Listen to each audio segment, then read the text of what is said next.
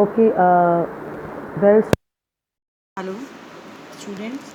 Today I am going to explain Bohr atomic model. Bohr atomic model, you have already studied some of the postulates of Bohr in your ninth class. But यहाँ पर it will become very different than that of you have already studied in your ninth class. Now, Rutherford, as you know, was not able to explain that when we pass the photon through gas or any medium, light fall करती है उसमें से, तो कुछ light absorb हो जाती है और कुछ लाइट एमिट हो जाती है. It was not proved by Rutherford. And one other drawback which you have already heard of, that electron while revolving around the nucleus radiate energy and may collide with the nucleus and the atom will become unstable. But it is contradictory, right? So for that Bohr gave model, and according to that model, the very first point which we all know, that atom has a center called nucleus, right? And electrons revolve around the nucleus in fixed circular orbit. Circular orbit में rotate करता है.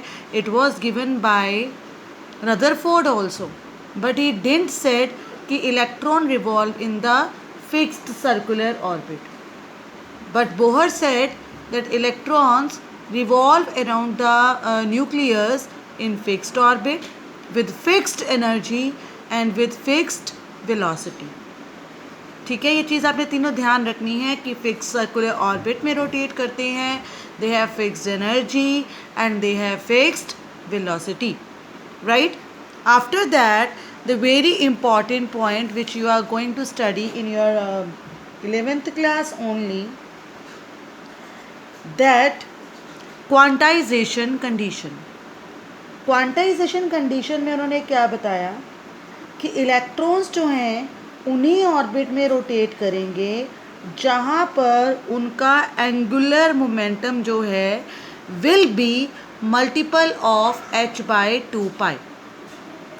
h यहाँ पर Planck's constant है and it was given by Max Planck. इसकी fix value होती है, that is 6.626 into 10⁻⁻34 joule second, right. It is the fix value. So what he said कि इलेक्ट्रॉन जो है वो सर्कुलर ऑर्बिट में जब रोटेट कर रहे हैं तो कब रोटेट करेंगे, जब उनका एंगुलर मोमेंटम जो है that will be a multiple of h/2π, right. And he said that electron revolve in certain shells, K, L, M, N, O, P, etc., where for K n is equal to 1, L n is equal to 2, M n is equal to 3, n is equal to 4. Now quanta, यहाँ पर हमने quantization word use किया है, where quanta means small packet और available in fixed amount. तो यहाँ पर हम वही बता रहे हैं कि इलेक्ट्रॉन जब रिवॉल्व करेगा तो उसका एंगुलर मोमेंटम जो है वो फिक्स हो जाएगा. That will be a multiple of h/2π depending on कि वो किस शेल में रोटेट कर रहा है. If it is rotating in shell 1, shell 2, shell 3 और शेल 4, तो इन जनरल एंगुलर मोमेंटम का जो फॉर्मूला है वो क्या बन गया, L. Angular momentum is denoted by L. So L is equal to NH/2π, where N is the number of energy shells, right. यानी यहाँ पर N 1, 2, 3 और 4 है. सपोज अगर मैं बोलूँ कि इलेक्ट्रॉन फर्स्ट शेल में रोटेट कर रहा था तो यहाँ पर एंगुलर मोमेंटम मेरा क्या हो जाएगा, h/2π. N की वैल्यू 1 तो इट विल बिकम h/2π. अगर मैं इसको बोलूँ कि ये सेकेंड में कर रहा है तो क्या हो जाएगा, सपोज मैंने यहाँ पर लिखा है ना, यहाँ पर इस तरह से n is equal to L is equal to n h by two pi. अगर मैं बोलूँ कि एन जो है वो थर्ड शेल में है तो मेरा फॉर्मूला क्या हो जाएगा एंगुलर मोमेंटम का, L is equal to 3h by 2 pi, and it will be an integer always, it will not be in decimals, right? whole number होगा, integer होगा, right? और ये number of shells को represent करते हैं। अभी मैं एंगुलर मोमेंटम वर्ड यूज़ कर रही थी। ये एंगुलर मोमेंटम क्या होता है मैंने अभी बताया, it is denoted by L, and ये एक वेक्टर क्वांटिटी होती है। Momentum you know, what is momentum? product of mass and velocity, and in that velocity is a vector quantity, right? वैसे फिजिक्स के अंदर आएगा आपको, you'll again learn about it. angular momentum जो है that is what then angular momentum is denoted by L and it is a vector quantity। और यहाँ पर हम एंगुलर की बात कर रहे हैं, मतलब इलेक्ट्रॉन्स जो है वो सर्कुलर पाथ में रिवॉल्व कर रहे हैं, तो there will be certain radius, and r is multiplied by momentum, momentum is again a vector quantity. तो मोमेंटम का जो फॉर्मूला होता है दैट इज m, और यहाँ पे r भी क्या है, vector quantity m v। v is vector, mass vector quantity नहीं है, r इज वेक्टर। तो जब दो वेक्टर क्वांटिटी एक साथ आ जाती हैं, ये रूल है वेक्टर क्वांटिटीज़ का कि whenever there are two vector quantities and they are multiplied by each other, then we take it as sine theta. So here I put it r m v sine theta. Now यहाँ देखो r radius और जो velocity है they are making the angle of 90 degree, तो यहाँ पर theta क्या हो गया 90 डिग्री। तो m v r sine 90 degree, sine 90 की वैल्यू क्या होती है 1। सो एंगुलर मोमेंटम क्या हो गया m v r, that is angular momentum. In chemistry you have to just learn the formula of angular momentum, that is mvr. m is mass, v is velocity and r is radius, right?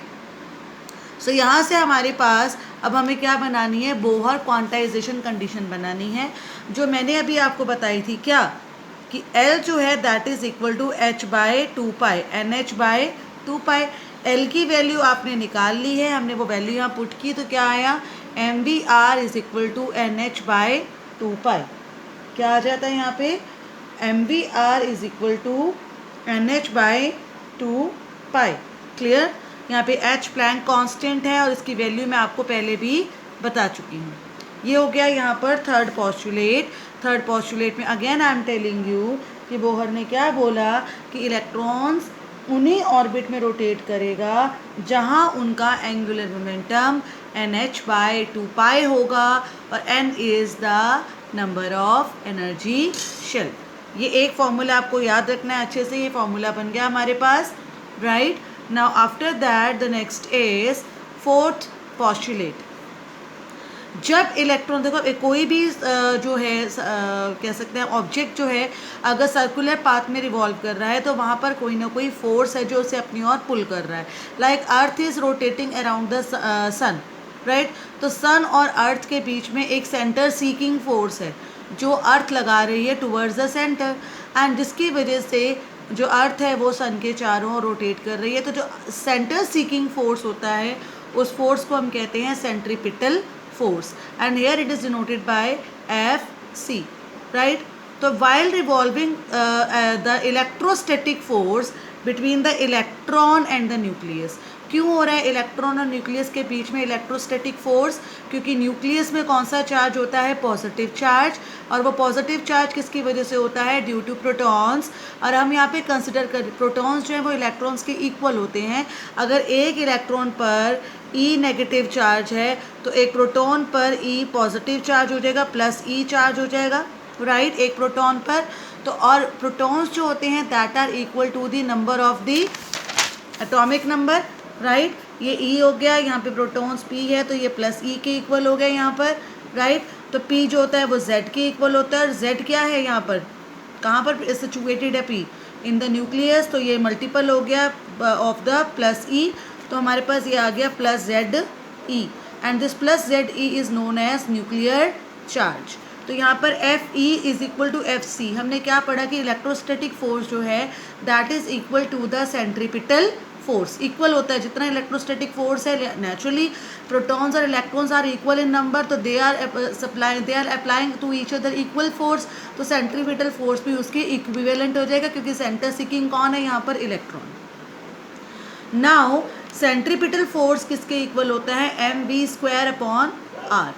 क्यों होता है m v square, again यहाँ देखो electrons जो है जब revolve कर रहे हैं उनकी वेलोसिटी क्या हो जाती है v, and they have the mass m, and they have the radius r, तो according to that the centripetal force formula is mv square upon r, right.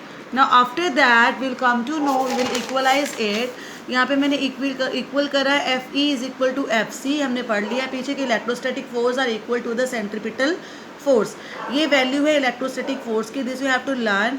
यहाँ क्या है 1/4 पाई एप्सिलॉन नॉट, ऐसे लिखा है इसको 1/4 pi epsilon naught into Q1 into Q2 upon r square. ये force का होता है ना, यहाँ पर ये हमने मासेस की जगह क्या ले रखा है, product of charges upon the distance between two charges. ये दो चार्जेस हैं Q1 और Q2, और इनके बीच के डिस्टेंस को हमने बोला R। तो ये जो फोर्स इलेक्ट्रोस्टैटिक फोर्स है ये इन दोनों के इक्वल है, और ये इसका कांस्टेंट टर्म जो है वो साथ में चल रहा है, right. Now this Q1 is what, 1/4 pi epsilon not, Q किसके इक्वल है E, और Q2 किसके इक्वल है ZE, राइट। तो यहाँ पर अपॉन में क्या आ जाएगा मेरे पास, आर स्क्वायर। ये मेरा कौन सा फोर्स बन गया है, electrostatic force, and that is equal to the m v square upon r. तो ये मेरी एक सेकेंड इक्वेशन बन गई। अभी हमारे बोहर के हमने सिर्फ 4 ही पॉस्टुलेट्स किए हैं, the next postulates will do in the next video. Please make the notes of these postulates.